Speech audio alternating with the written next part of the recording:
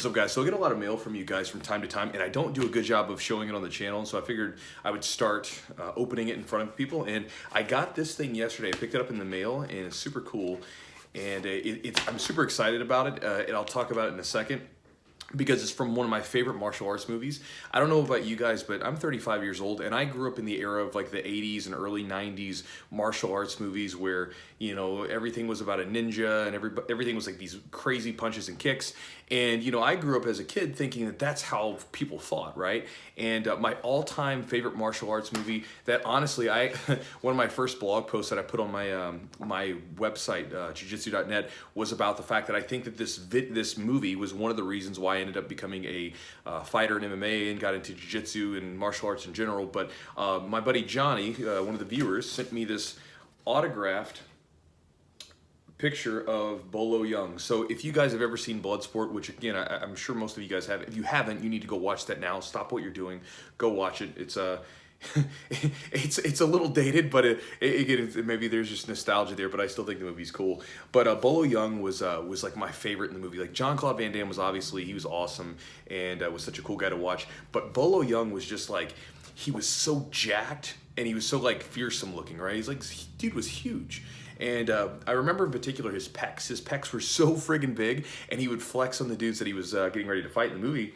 And I remember being like just in awe. I was like, you know, young kid, and I would ask my grandpa, I was like, Grandpa, how do I get my chest to do that? And, you know, he would tell me to go do some push-ups. So I would sit there and do push-ups until my damn arms would fall off, and obviously nothing happened with my chest.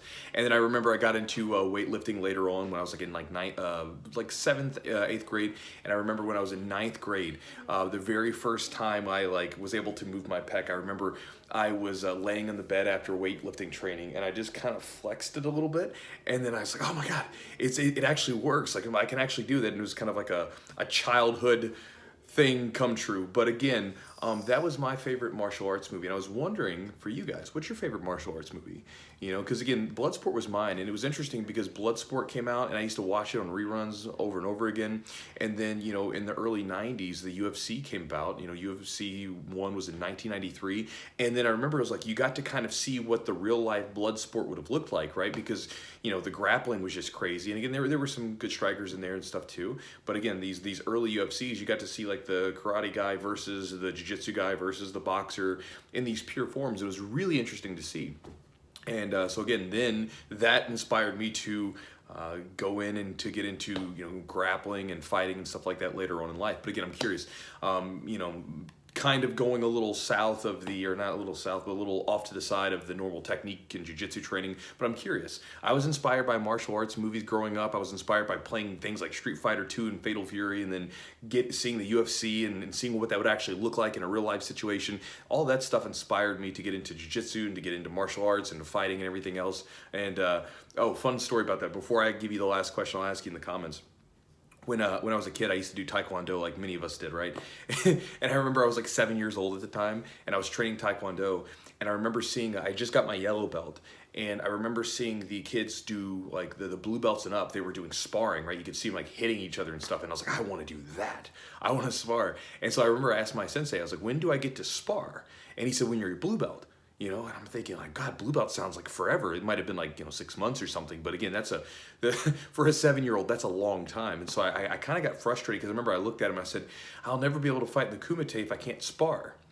Again, 7-year-old logic, right? Maybe not the most far-sighted thing. But anyway, asking you guys the question, what was your favorite martial arts movie / what was the thing that you saw that maybe inspired you to get into martial arts, jiu-jitsu or otherwise? Because I know we have a lot of people that aren't necessarily doing jiu-jitsu on the channel, but what inspired you to get into it? I'm kind of curious about that. You guys can drop that in the comments, and I'll come in there and hang out with you guys a little bit today and chat. So curious to see what that is. And guys, I hope you're doing well with the quarantine. I'm getting fuzzier than ever. My beard is like getting even more bushy and my hair is getting so long I don't know what to do with it, but I refuse to let Jess give me one of those quarantine cuts.